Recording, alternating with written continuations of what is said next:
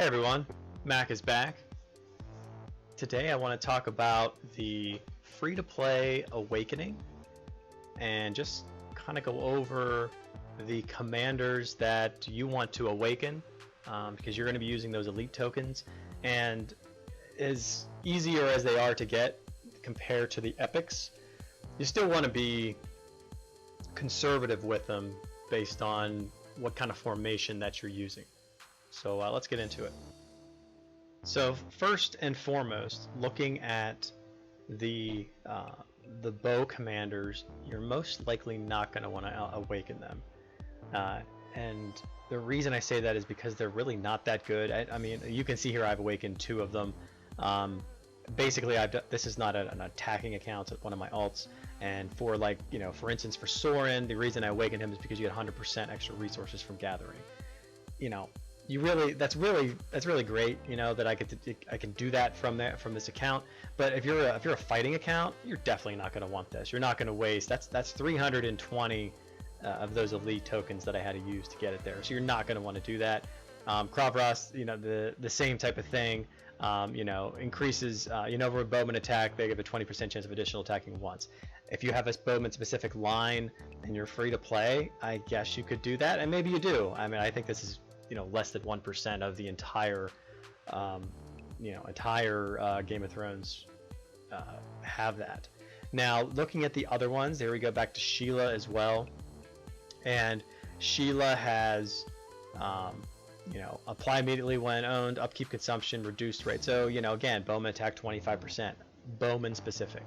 You want to get her maybe just 2 stars because of the tavern, like that. A lot of these you want to get to 2 stars because of tavern stats.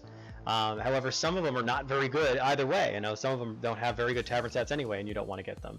So, and I believe even Soren might be that way too. I'd have to take a quick peek at that. But you basically want to get your fighters up there. So, just looking very quickly, Arya is probably is definitely your number 1. No, probably, definitely. Even if you don't have an infantry front line, she's going to be your number 1, because once you get her to 4 stars, so her this ability here, this is actually really good. It's a very good ability, and you can see I'm trying to get up for this account as well, because another reason I think you want to get her up there too is you can use her in like training grounds, when you buff her base stats down here, and you can use her for the rebel leaders as well. So she has multiple ways of helping you in your account, not just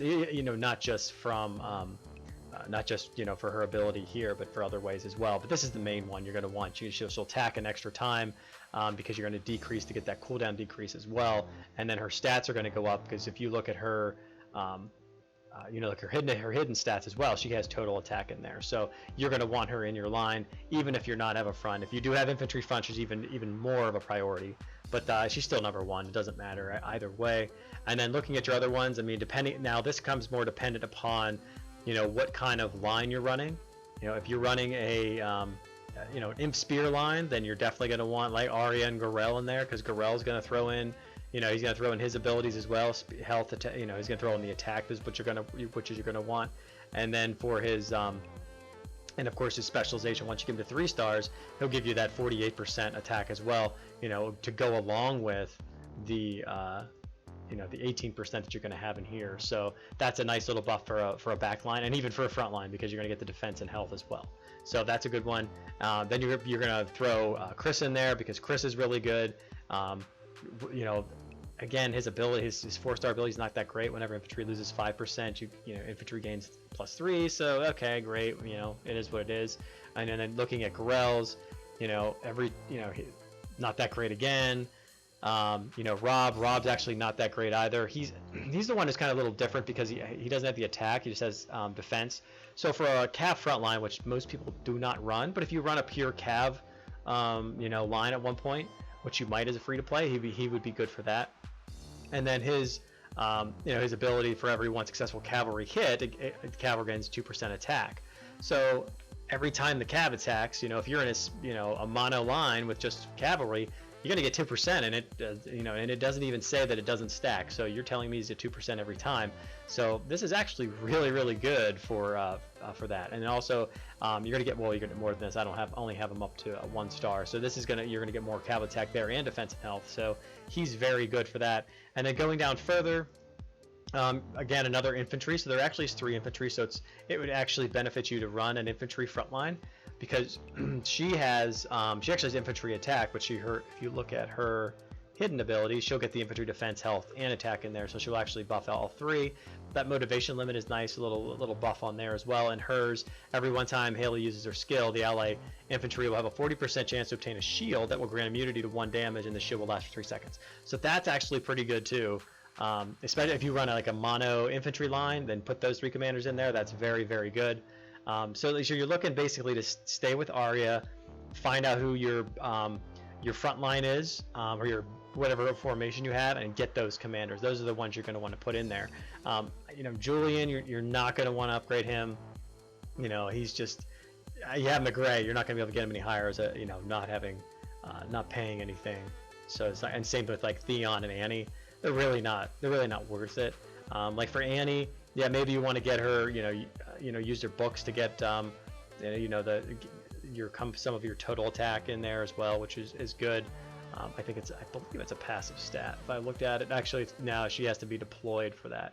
So this will be her actually have to be deployed. So you wouldn't even want that. It's kind of a waste of your books to even, her abilities are really good, but you can't do it. Same thing with Theon, you can't do him either. So yeah, very basic. You're going to get all the ones that they have right now that are not bows, and get them. I don't have Obeen was another one as well, but again, a bow commander, same type of thing. Immediately when applies immediately, enemy infantry defense. So it's already applied. You don't even have to deploy him. So you wouldn't even want to deploy him, because he's not that good. He's just giving you stone, bow attack, and endurance recovery, which you don't care about too much. So yeah, then you want to go to your basic commanders at that point, whichever ones you have gold and then have the best stats to go along with that. So you're not going to deploy all these at the same time, because you're probably not running a 3 troop type. So just pick the 2 that you're using, or if you're using a mono, use the mono and pick those ones as well, and then the other ones too, and put them together. So I hope this gives you a little better idea of what you need to do for these for the free-to-play.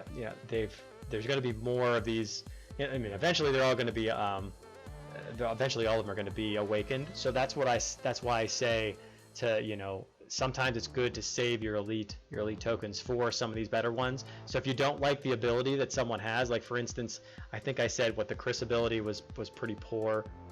When he was, if his 4-star ability was pretty poor. Yeah, whatever an infantry. So that's a pretty poor one. So do you really want to spend 320? Absolutely not. I would definitely not spend 320 on him to do that. Now, if you're looking for the tavern stats, get him to get the friendship up there and get him an extra star. But no, I wouldn't even worry about doing that. I'd probably get him to 3 stars just because of his hidden abilities, if you need those. Which you're probably going to as a free-to-play. So 3 stars on a lot of these. A bunch of them don't go to 4-star. Wait until some other free ones come out, and I'm sure they're going to have better 4-star ability. So I hope this helped you out. Until next time, Mac out.